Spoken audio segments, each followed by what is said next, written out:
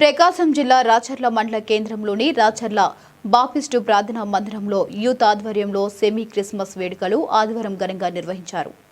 ఈ కార్యక్రమానికి సంఘ పెద్దలు, సంఘస్థులు, సంఘ కమిటీ సభ్యులు, స్త్రీల సమాజం, యూత్ సభ్యులు పెద్ద సంఖ్యలో హాజరై వేడుకలను విజయవంతం చేశారు. సెమీ క్రిస్మస్ వేడుకల సందర్భంగా యూత్ కొరియర్ బృందం మరియు చిన్నారులు ప్రదర్శించిన క్రిస్మస్ గీతాలు ప్రత్యేక ఆకర్షణగా నిలిచాయి. భక్తి భావంతో కూడిన పాటలు హాజరైన వారిని అలరించాయి. ఈ సందర్భంగా చర్చి ఫాస్టర్ మరియు సంఘ కాపరి వైటీపీ సాగర్ సెమీ క్రిస్మస్ సందేశం అందిస్తూ దైవ వాక్యాన్ని బోధించారు.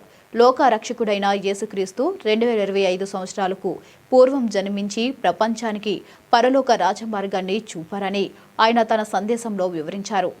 యేసుక్రీస్తు బోధనలు మానవాళికి శాంతి, ప్రేమ, సహనం మార్గాన్ని చూపుతాయని తెలిపారు.